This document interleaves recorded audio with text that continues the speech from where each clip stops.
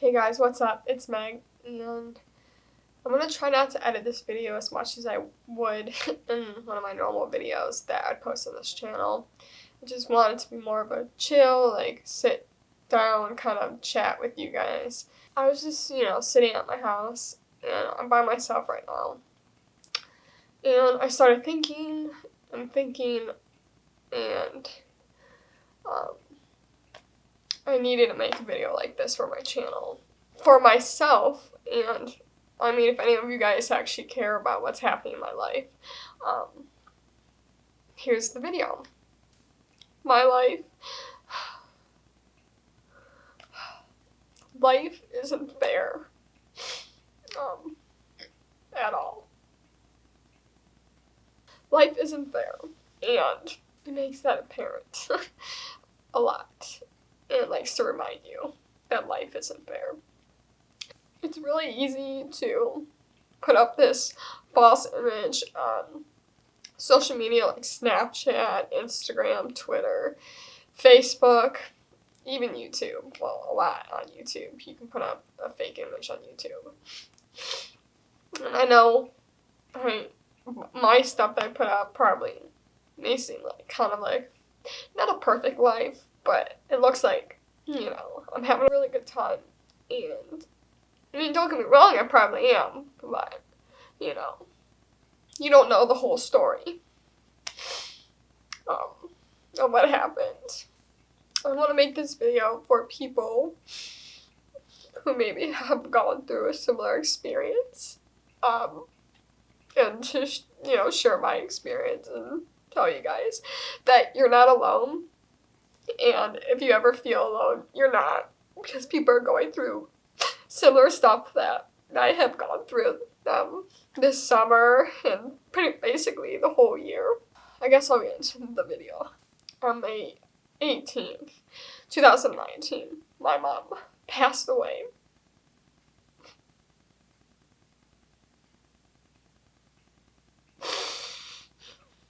Some nights, are worse than others of me getting emotional. This is just one of those nights. I just thought I would make this video. My mom was an amazing mom, who had her life cut short. She didn't deserve what she got. I guess I'll start from the beginning. I'm just gonna give a brief what happened with my mom, because it's not a normal case. She was really healthy. Literally, I think, all the way up to the day she went into the hospital, which was Father's Day of last year. Didn't have any problems, except one issue. She started having pain. She had a pancreatic attack one time, and so she started getting symptoms again on Father's Day. She went to St. Joe's Mercy Hospital. They tested her enzyme level that would show if she's having a pancreatic attack, and her enzymes were normal. And so she stayed there for a couple days, and they were doing all these tests, and she was in so much pain. And then they came to a conclusion that it was a blocked bile duct. So she had 3 procedures done in a matter of a couple days. And I can't remember what they were exactly. I know they tried opening up her bile duct and they put a stent in that they hoped helped or whatever. And later we found out that that stent was put in the wrong spot in the wrong way and had no purpose whatsoever. Anyway, so she had 3 procedures done and in a matter of a couple days. This was really stressful. This was also my high school senior summer. So I'm trying to get my invitations out for my party. I'm trying to go to my friends' parties, trying to enjoy my senior summer. But I'm also trying to, see my mom almost every day. The last surgery, out of the 3, the doctor came up to us and said what he did, he hopes helped, but he didn't know if he helped the situation or the problem that she was having. She eventually got really sick. She got sicker and sicker, and they were feeding her food thinking everything was fine. And turns out they had punctured one of her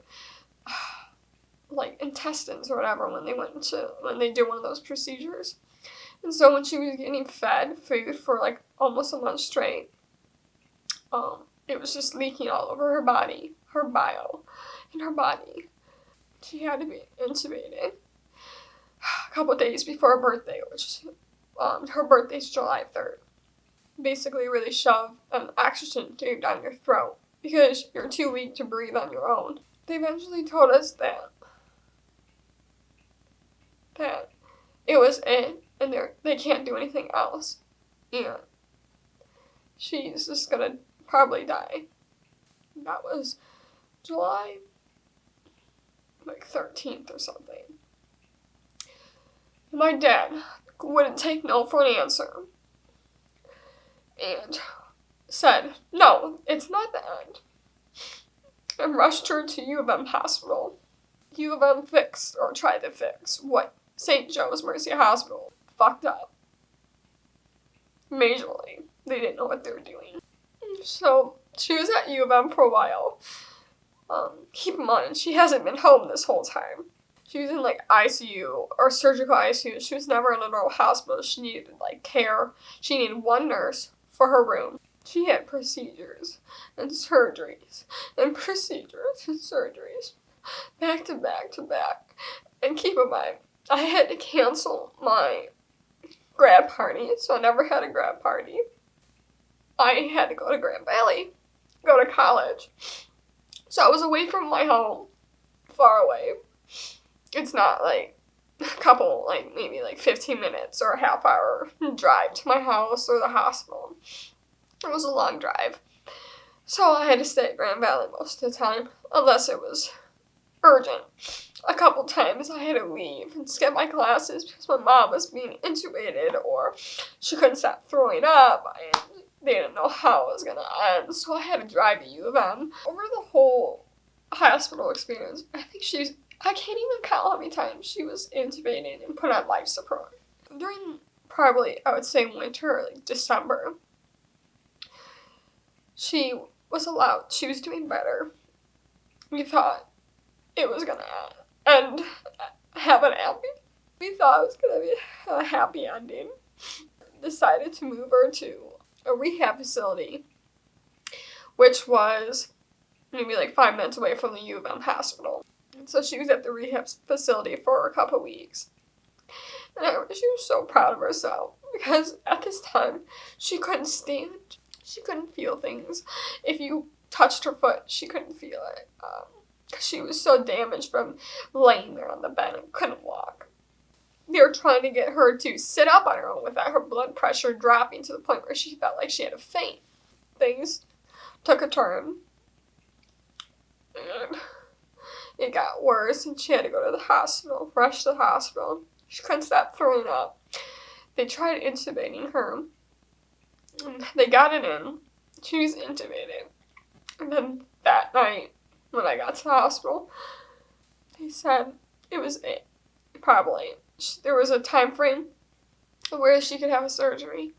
So they said it was it that night. And that was when I was still at Grand Valley.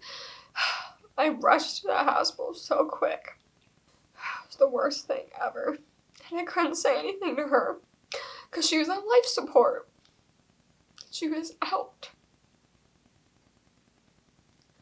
Well, false alarm that time. On Mother's Day, she told us that she had another bad infection again. She kept getting infections throughout the hospital. And she had another infection because her white blood cell count was up to 36.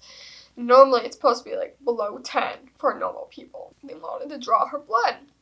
But they had to use not her line that was in her body already to get the blood from. They had to poke her in her arm to make sure that they're getting them, figuring out what the infection was.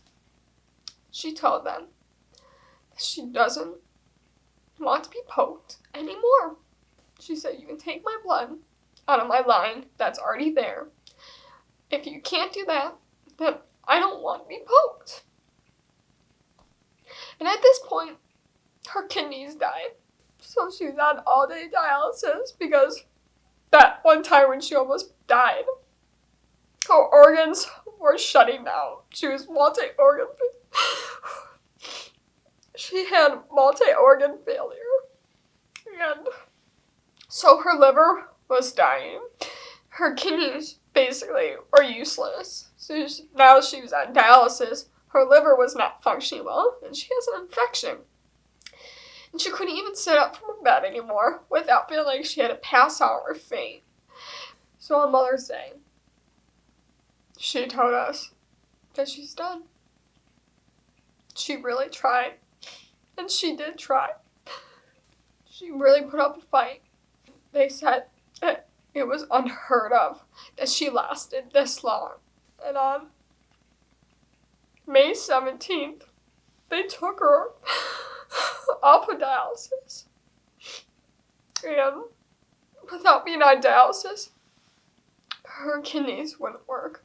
And so she'd fill up with toxins that would most likely make her pass away.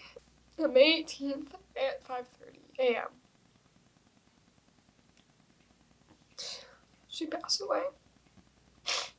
She passed away. I was crying so much, through this whole year.